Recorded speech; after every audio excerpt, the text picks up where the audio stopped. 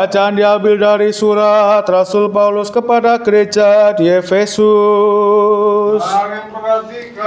Akhirnya hendaklah kamu kuat di dalam Tuhan, di dalam kekuatan kuasa-Nya. Kenakanlah seluruh perlengkapan senjata Allah supaya kamu dapat bertahan melawan tipu muslihat iblis.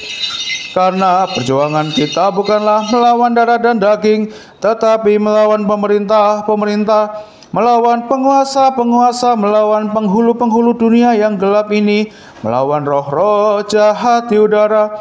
Sebab itu, ambillah seluruh perlengkapan senjata Allah, supaya kamu dapat mengadakan perlawanan pada hari yang jahat itu dan tetap berdiri sesudah kamu menyelesaikan segala sesuatu. Jadi berdirilah tegap, berikat pinggangkan kebenaran dan berbaju sirahkan keadilan, kakimu berkasutkan kerelaan untuk memberitakan Injil damai sejahtera. Dalam segala keadaan pergunakanlah perisai iman, sebab dengan perisai itu kamu akan dapat memadamkan semua panah api dari si jahat. Dan terimalah ketopong keselamatan dan pedang roh, yaitu firman Allah. Dalam segala doa dan permohonan berdoalah setiap waktu di dalam roh, dan berjaga-jagalah di dalam doamu itu dengan permohonan yang tak putus-putusnya untuk segala orang kudus. Amin. Saat bersama baca. Haleluya. Haleluya. Diri tegak bangkitlah, mari kita dengarkan di suci. Damai sejahtera bagi semua.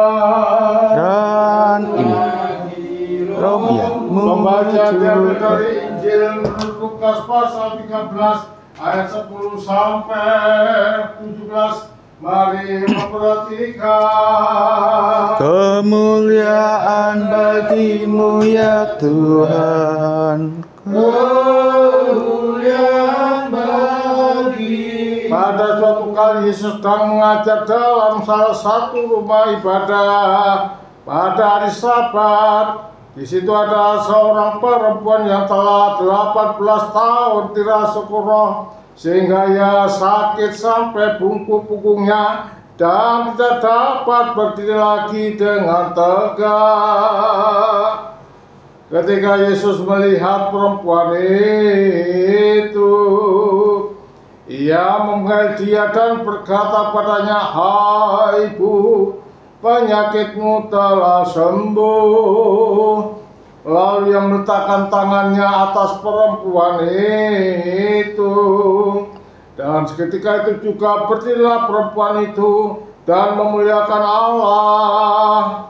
Tetapi kepala rumah ibadah gusar karena Yesus menyembuhkan orang pada hari Sabat. Lalu ia berkata pada orang banyak, "Ada 6 hari untuk bekerja, karena itu datanglah pada salah satu hari itu untuk disembuhkan dan jangan pada hari Sabat."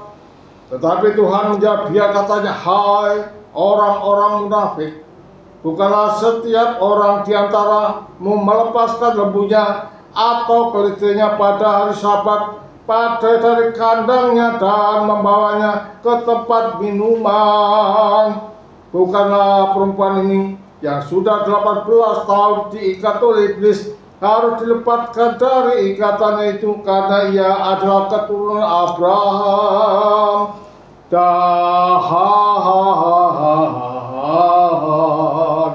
Waktu ia berkata demikian, semua kawanannya merasa malu dan semua orang banyak bersukacita karena segala perkara mulia yang telah dilakukannya.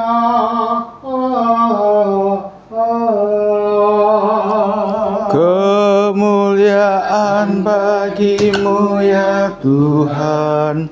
Kemuliaan bagimu. Sini, oh, kanan kosong.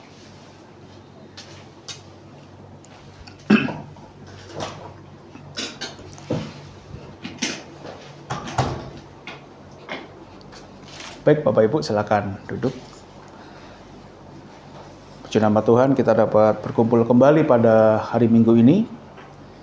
Walaupun mungkin hari ini tidak terlalu banyak, tetapi kita bersyukur bahwa bukan hanya sebatas jumlah atau kuantitas kita, tetapi yang terutama di dalam ibadah itu adalah kesungguhan hati dan bagaimana kita mempersiapkan diri kita menghadap Allah supaya kita dapat dipandang layak di hadapan Allah.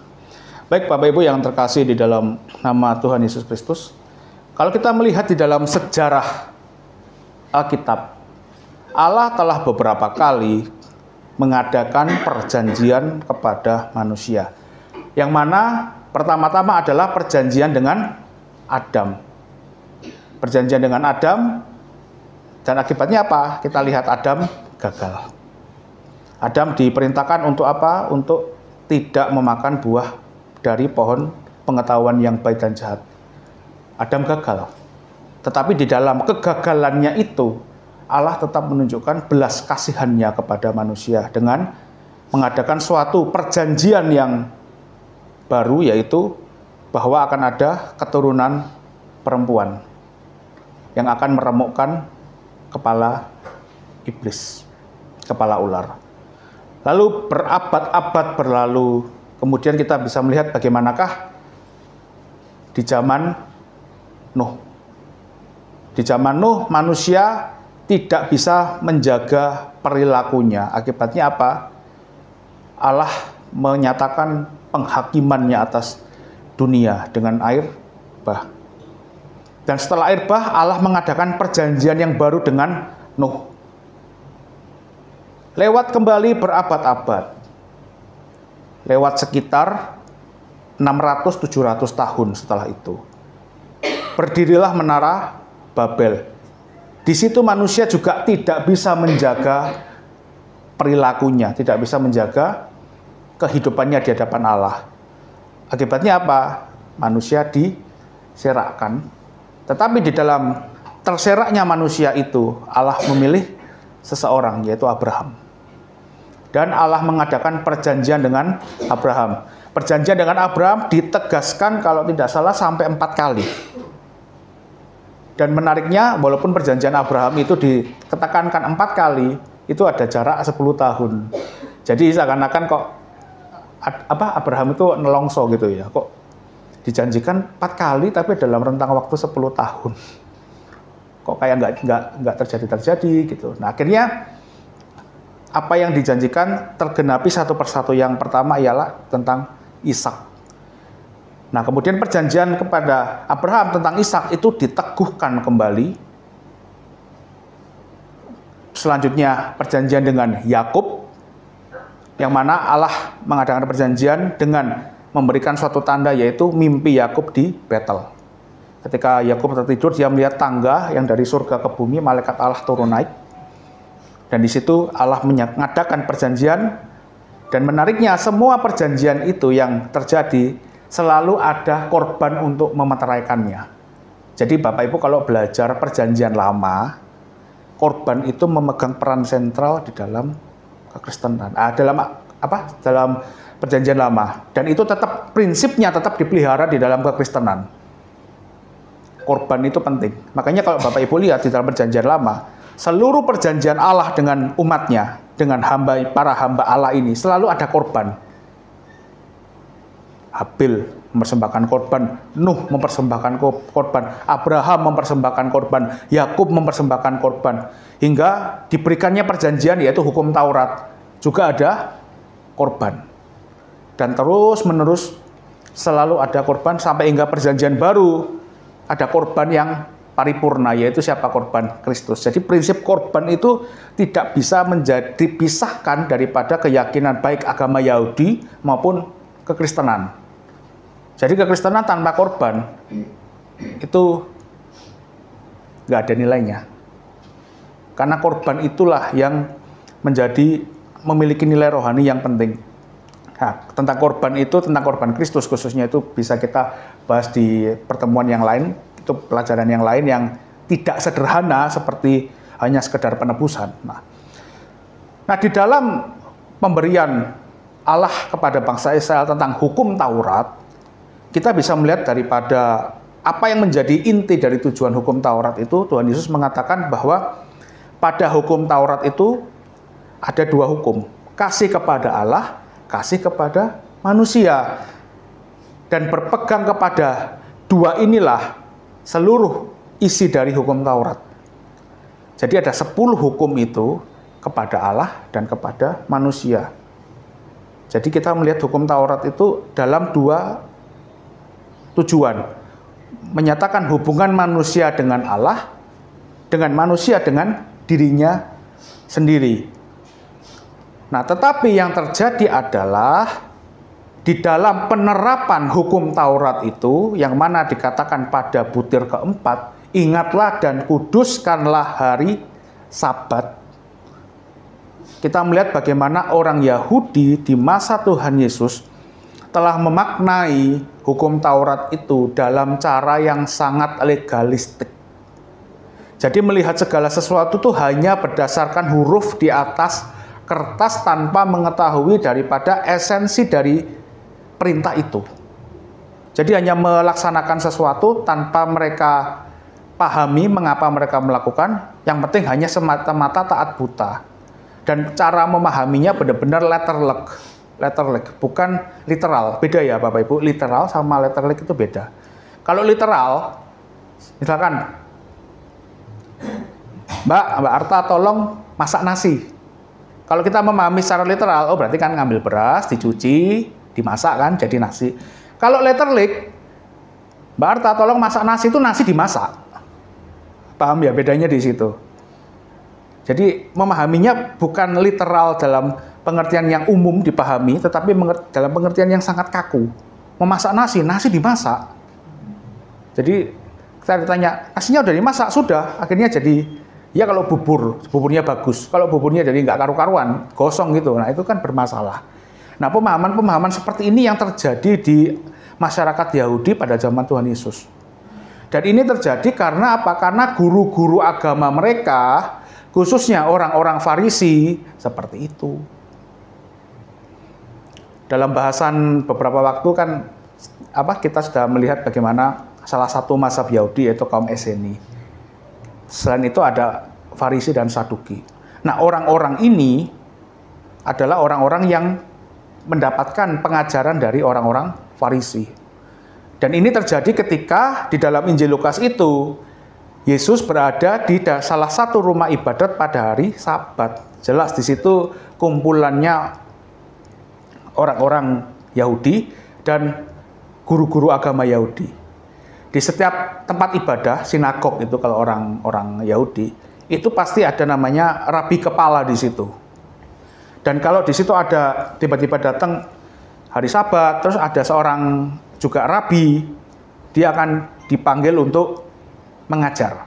Makanya seringkali Yesus dipanggil untuk ketika di dalam sinagog, Yesus mengajar. Mereka memberikan kesempatan untuk rabi itu mengajar. Ini mirip dengan kalau di dalam gereja ortodok pun gitu.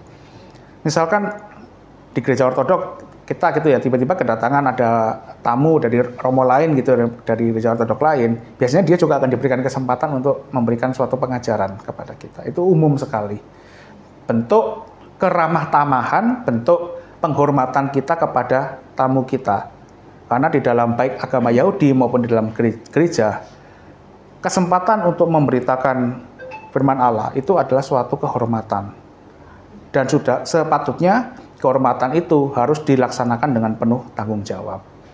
Nah, ketika di rumah ibadat itu, Tuhan Yesus menyembuhkan seorang perempuan yang bungkuk punggungnya. Ia tidak dapat berdiri lagi dengan tegak. Tuhan Yesus menyembuhkan dan orang-orang itu kan akhirnya gusar sendiri, ngomel-ngomel sendiri, mempersalahkan Yesus. Ada 6 hari, kenapa hari Sabat begini? Nah, di situ Tuhan Yesus memberikan suatu peringatan mencela tentang kemunafikan mereka. Nah, apa yang dapat kita pelajari dari kisah ini?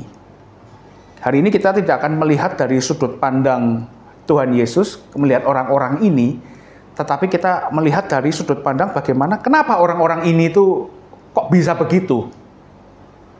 Yang pertama adalah mereka melakukan namanya memutilasi iman. Ini penyakit yang paling juga sering terjadi di dalam kehidupan kekristenan. Memutilasi iman. Dalam pengertian apa? Kita melihat hukum Taurat itu ada dua aspek. Aspek manusia dan aspek Allah. Jadi harusnya dua ini dijunjung tinggi. Tetapi yang terjadi adalah mereka demi hari Sabat, mereka mengabaikan satu sisi yang lain. Yaitu apa? Sisi manusia. Kata ibadah dalam bahasa Ibrani, avodah. Mirip kan? Ibadah bahasa Arab, avodah bahasa Ibrani. Seperti kata iman dalam bahasa Arab, bahasa Ibrani, emunah. Kata dasarnya sama, huruf alef. Kata iman sama emunah ada. Seperti itu. Alef, mem sama nun. Sama dengan avodah, ibadah. Nah, kata avodah itu bisa dimaknai secara dua sudut pandang. Kata avodah ini di dalam bahasa Yunani itu juga kita bisa melihat dari dua sudut pandang. Cuma kalau dalam bahasa Yunani memang lebih jelas. Yang pertama, ibadah itu kalau dalam pengertian bahasa Yunani itu bisa dipahami secara liturgika, artinya secara liturgis. Liturgis itu berarti ada suatu urutan, ada suatu tata cara, ada suatu aturan yang harus ditepati, yang harus dipenuhi sehingga secara seremonial, secara hukum ibadah itu sah. Itu yang pertama. Yang kedua, ada hal yang penting juga di dalam ibadah, di dalam bahasa Yunani diistilahkan sebagai eusebia. Nah, dua kata ini di dalam Perjanjian Baru sering diterjemahkan ibadah. Baik kata liturgia, atau dari kata itu ada muncul liturgika, liturgis, dan semacamnya, dan eusebia. Itu sama-sama bisa diterjemahkan ibadah. Cuma bedanya adalah eusebia itu lebih kepada ibadah sebagai praktek. Jadi terapan ibadah dalam aspek kehidupan. Makanya eusebia selain diterjemahkan ibadah, kadang-kadang bisa diartikan kehidupan beragama, bisa diterjemahkan kesalehan, bisa diterjemahkan perbuatan baik. Dan kita belajar di situ. Artinya apa? Di dalam sesuai dengan apa yang Tuhan Yesus katakan, ibadah itu harusnya merangkul dua sisi. Sisi ilahi dan sisi manusiawi. Bukan semata-mata memenuhi tuntutan aturan agama. Nah, ini yang bahaya. Mereka jatuh kepada bentuk yang seperti ini. Mengabaikan sisi manusia, bahwa mereka beribadah itu bukan hanya hubungan mereka sendiri dengan Allah, tetapi ibadah itu, kalau disebut liturgia, itu sifatnya komunal, bersama-sama, nggak bisa sendiri. Manusia sebagai makhluk pribadi dan makhluk sosial. Demikian pula di dalam kehidupan kesalehan iman, kehidupan gereja pun kita juga melihatnya dari dua aspek. Kita sebagai makhluk pribadi, hubungan kita dengan Allah secara pribadi, tetapi juga secara komunal, hubungan kita dengan sesama manusia yang lain. Itu tidak boleh diabaikan. Di sini mereka mengabaikan sisi yang kedua. Akhirnya apa? Akhirnya mereka ketika perbuatan saleh sebagai implementasi langsung daripada ibadah seseorang kepada Allah, itu diabaikan. Ini yang berbahaya. Demi aturan hukum melaksanakan satu tapi mengabaikan yang lain. Itu berbahaya. Surat Yakobus mengatakan yang seperti ini, satu dibatalkan, membatalkan semuanya. Makanya itulah kenapa hukum Taurat itu dalam surat-surat Paulus dikatakan tidak bisa menyelamatkan. Bukan karena hukum Tauratnya salah, bukan itu. Tetapi ketika hukum Taurat itu dilakukan satu dan diabaikan bagian yang lain, yang diabaikan ini membatalkan semua yang lain. Karena tuntutan hukum Taurat adalah ketidakcacatan. Melakukan satu perintah harus dibarengi dengan perintah yang lain tanpa adanya dimutilasi. Oh, saya maunya cuma yang perintah ini, tapi nggak mau yang satu. Nggak bisa. Itu akan membatalkan keseluruhannya. Itu yang pertama, kita bisa melihat bagaimana mereka memutilasi iman. Jadi iman hanya dipahami sebagai aturan-aturan ibadah, hukum-hukum agama, dogma-dogma teologi, Akhirnya kalau orang Kristen sampai jatuh kepada bentuk yang seperti ini, kita tidak akan berbeda jauh dengan ahli-ahli Taurat dan orang-orang Farisi yang isinya cuma bisa menyalahkan orang, membidatkan orang, memandang semua orang yang tidak seperti dia adalah orang berdosa. Dapat kita lihat dalam contohnya adalah kisah tentang orang Farisi dan pemungut cukai. Juga di dalam peristiwa ketika Yesus makan dengan pemungut cukai, makan dengan orang-orang yang dianggap sebagai orang rendahan di dalam masyarakat Yahudi, apa yang terjadi? Orang-orang Farisi itu, gurumu makan dengan orang-orang berdosa. Mereka menganggap dirinya sebagai orang yang murni, orang yang tanpa dosa, orang yang menjaga kebenaran. Padahal sebenarnya dengan keangkuhan mereka, mereka sudah membatalkan seluruh kesalahan mereka. Sikap seperti ini harus kita buang jauh-jauh dari kehidupan iman kita. Jangan seperti orang-orang Yahudi yang ketika Tuhan Yesus melakukan suatu kesalehan, perbuatan bajik untuk memuliakan Allah, malah dianggap yang macam-macam, dianggap yang enggak-enggak gitu. Nah, ini bahaya. Terus yang kedua, setelah melihat bagaimana orang-orang itu memutilasi iman, kita bisa melihat satu kata yang paling jelas di sini. Tuhan Yesus katakan munafik. Kemunafikan ini menjadi masalah yang sangat fatal. Dan banyak kali Tuhan Yesus, bukan hanya Tuhan Yesus, tapi bahkan Yohanes Pembaptis pun juga mencela perilaku yang seperti ini. Satu sisi mereka tampak saleh dalam beribadah, tetapi di sisi lain mereka mengingkari hakikat daripada ibadah.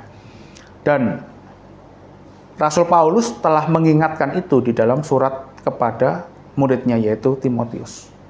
Bahwa pada hari-hari akhir, jadi Paulus sudah bernubuat tentang apa yang akan terjadi.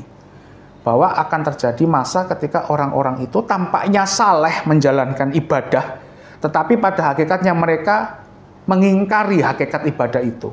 Jadi mereka hanya menjalankan ibadah hanya untuk memenuhi tuntutan hukum agama. Bukan karena kecintaan mereka kepada Allah, bukan karena kecintaan mereka kepada sesama sebagai tanda bakti bahwa mereka itu adalah orang yang mengasihi Allah. Karena Rasul Yohanes mengatakan, orang tidak akan bisa mengasihi Allah tanpa dia mengasihi manusia yang dijadikan menurut gambar Allah. Bahkan di dalam Mazmur mengatakan, orang yang menghina sesamanya, dia menghina penciptanya. Karena semua manusia, sekalipun dia sudah jatuh dalam dosa, dia tetap manusia yang dijadikan menurut gambar Allah.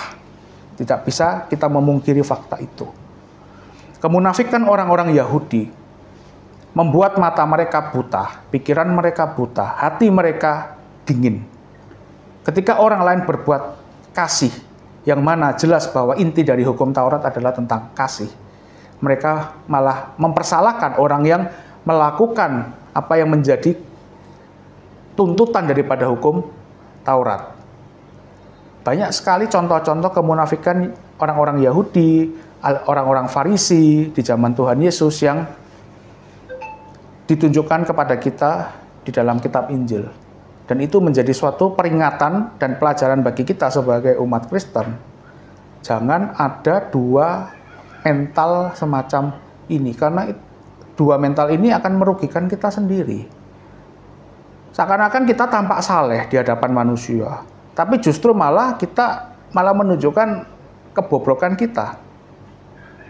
Karena bagaimanapun, sekalipun manusia itu sudah jatuh dalam dosa, tetapi sisi hati nurani manusia itu terkadang masih bisa mengidentifikasi sesuatu yang seperti ini.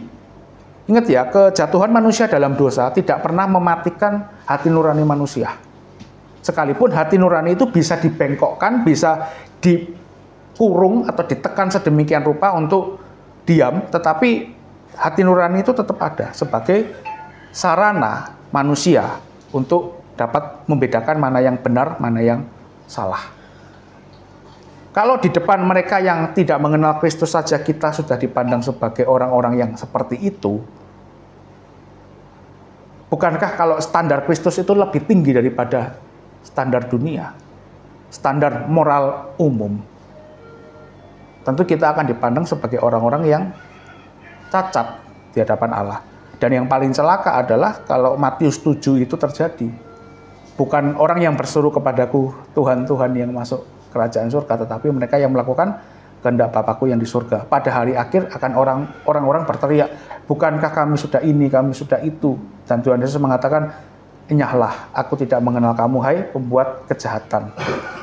Jangan sampai kita yang merasa, oh kita sudah mengajarkan iman ortodoks, kita sudah mengimani segala sesuatunya. Tapi itu kita merasa, itu yang masalah. Seringkali terjadi adalah orang merasa, oh saya sudah merasa benar kok, saya sudah merasa saleh kok, saya merasa paling ortodoks di antara yang ortodoks. Nah, ini kan masalah. Akhirnya apa? Jatuh pada kesombongan. Kesombongan itu akan membatalkan seluruh apa yang sudah diperbuat. Karena dosa itu merusak segala sesuatu. Dosa itu seperti ragi yang mengkamirkan keseluruhannya. Dosa yang satu akan berdampak kepada yang lain. Dalam bahasan tentang dosa kita bisa bahas juga itu dalam kajian tersendiri. Bagaimana dosa itu, sifat-sifat dosa. Ternyata dosa itu ada tahapan-tahapannya juga. Sama seperti keselamatan itu ada tahapan keselamatan, dosa pun ada tahapannya. Bagaimana akhirnya dosa itu berujung kepada maut. Itu bisa kita bahas juga dalam sesi-sesi yang lain ya. Tapi dalam bahasan ini kita bisa melihat jangan sampai apa yang kita pandang sebagai kita menjalankan iman justru malah membawa kita kepada dosa. Celaka kita kalau begitu. Bukannya hukum agama, aturan agama, keyakinan iman atau doktrin-doktrin iman bukannya membawa kita kepada kesalehan, tetapi malah membawa kita kepada kesalahan. Bukannya saleh tapi malah salah. Dan yang begini tidak menyelamatkan. Jadi jangan pernah berpikir bahwa yang penting saya mau meyakini ini ajaran iman yang benar lalu kita auto selamat, belum tentu. Iblis pun percaya Yesus anak Allah. Yesus diakui oleh iblis sebagai anak Allah. Tapi pengakuan iblis tentang Yesus sebagai anak Allah tidak pernah membuat mereka bertobat dan diselamatkan. Justru malah membuat mereka semakin ingin menjadikan mereka malah mencoba Yesus, menjadikan mereka ingin disembah oleh Yesus, malah mengatakan engkau anak Allah, sembahlah aku maka aku berikan seluruh dunia sebagai milikmu. Ini kan mengerikan yang begini. Pengetahuan tentang Allah bukannya malah membawa kepada kesucian, kepada kebenaran, kepada kesalehan, membawa kepengudusan, tetapi malah membawa kepada maut. Jangan sampai di antara kita yang seperti itu. Karena apa? Pada harinya kita akan menghadapi penghakiman. Semalam bahasa sama Romo, diskusi sama Pak Roni. Pengadilan itu pada hari penghakiman itu ada dua bentuk penghakiman. Penghakiman kepada orang-orang tidak percaya dan penghakiman bagi orang-orang percaya. Jangan sampai ternyata pada hari akhir kita diletakkan di hadapan penghakiman orang-orang yang tidak percaya. Jadi selama ini kita kok seakan-akan membela iman ortodoks, ternyata kita dipandang sebagai orang-orang yang tidak percaya. Celaka kita. Tetapi pun bukan berarti kalau di dalam penghakiman orang percaya, kita pun bisa berleha-leha, enggak juga. Ada orang yang selamat, tapi bonyok, babak belur. Ya seperti kalau orang sekolah lulusnya lulus dengan prestasi yang baik, satunya lulus dengan catatan yang banyak, itu kan lain. Lulus SMP, sama-sama lulus, daftar ke sekolah. Satu catatannya bagus, raportnya bagus, nilainya bagus, sikapnya bagus, lulus. Daftar ke sekolah baru, oke. Yang satu daftar sekolah yang sama, raportnya nilainya ya bagus, tapi catatannya merahnya banyak. Ini anak ini begini. Itu kan sekalipun diterima, tapi kan ada perhatian khusus. Dan nah itu loh, gambarannya begitu. Ketika umat percaya dihakimi, sekalipun diselamatkan, tapi ada yang mereka bersinar terang, tapi ada yang agak ya ketap-ketip gitu. Dan itu memalukan. Kenapa memalukan? Di dalam penghakiman, sekalipun penghakiman umat percaya, semua pekerjaan masing-masing orang akan dinyatakan. Jadi kita akan ditelanjangi, Bu, perbuatan kita. Walaupun perbuatan itu bukan sebagai dasar daripada kita diselamatkan, tetapi kan memalukan gitu ya. Sama seperti rapot, lulus tapi catatan merahnya banyak. Oh, anak ini berantem, anak ini suka misui temennya. Ini kan titik memalukan gitu loh. Lulus dengan catatan begini kan memalukan. Sehingga apa? Kita pada hari penghakiman di hadapan tahta pengadilan Kristus sebagai umat percaya, kita benar-benar didapati tanpa kerutan, tanpa celah, tanpa cacat, dan bersinar terang. Sehingga apa? Kita dapat terlihat sebagai orang-orang yang memang berkualitas dalam iman, dan kualitas iman itu bukan hanya dibuktikan pada saat hari penghakiman, tetapi pun bisa dinyatakan selama kita ini masih hidup di dunia ini. Jadi jangan pernah mengatakan bahwa nanti kemuliaan kita dimuliakan tuh nanti. Iya, satu sisi betul, tapi satu sisi kemuliaan Allah itu bisa dinyatakan dalam kehidupan kita. Para jana suci beberapa sudah menunjukkan itu. Musa mukanya bersinar sampai orang-orang Israel tuh takut. Karena apa? Dia menjalankan kehidupan ketaatan sungguh-sungguh. Jana suci Serafim dari Sarof juga sama, mukanya bercahaya. Itu kemuliaan baru di dalam hidup loh, masih di tubuh yang fana, apalagi kalau tubuh yang kekal. Tidak tahu kemuliaan macam apa yang akan dialami itu. Jadi apa yang kita bahas pada hari ini biarlah menjadi suatu pelajaran bagi kita, bagi suatu peringatan bagi kita, menjadi suatu hal yang supaya kita berhati-hati di dalam hidup. Pengetahuan kita tentang nilai-nilai Kristen, pemahaman kita tentang dogma-dogma Kristen, jangan membuat kita sama seperti orang-orang Farisi, seperti ahli-ahli Taurat, seperti orang-orang Yahudi di masa Tuhan Yesus, yang hanya melihat agama dari sudut pandang secara legalistik tanpa ada implementasi penerapan di dalam hidup, yang akhirnya merugikan mereka sendiri dan membawa kepada penghukuman. Penghukuman apa? Ketika mereka menyalibkan Yesus, mereka dengan berani mengatakan, biarlah darah kami ditanggungkan kepada anak-anak kami. Dan peristiwa itu, ucapan mereka sendiri itu terjadi 37 tahun kemudian. Ketika Jenderal Titus Vespasianus datang mengepung kota Yerusalem. Dan rata-rata orang Yahudi yang dibunuh oleh Jenderal Titus adalah keturunan dari orang-orang yang mengatakan salibkan dia. Jadi apa yang dikatakannya tergenapi. Dan pada waktu penghancuran Yerusalem itu, orang Kristen selamat. Karena apa? Karena mereka berpegang kepada perkataan Yesus. Kalau kamu melihat kota ini dikepung dari segala penjuru, maka orang-orang harus melarikan diri. Orang-orang Kristen melarikan diri, Yesus kan pernah bernubuat seperti itu. Coba dibaca. Apabila pembinasa keji berdiri di tempat yang tidak sepatutnya, maka orang-orang harus melarikan diri. Itu pengepungan Yerusalem, dan itu ditaati oleh orang-orang Kristen di Yerusalem.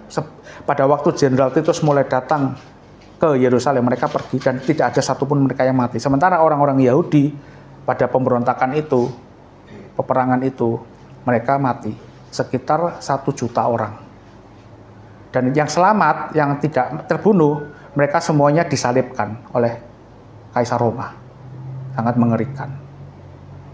Jadi kita bisa melihat bagaimanakah dampak daripada kemunafikan itu bukan hanya dari sisi rohani semata, tetapi juga di dalam sisi jasmani.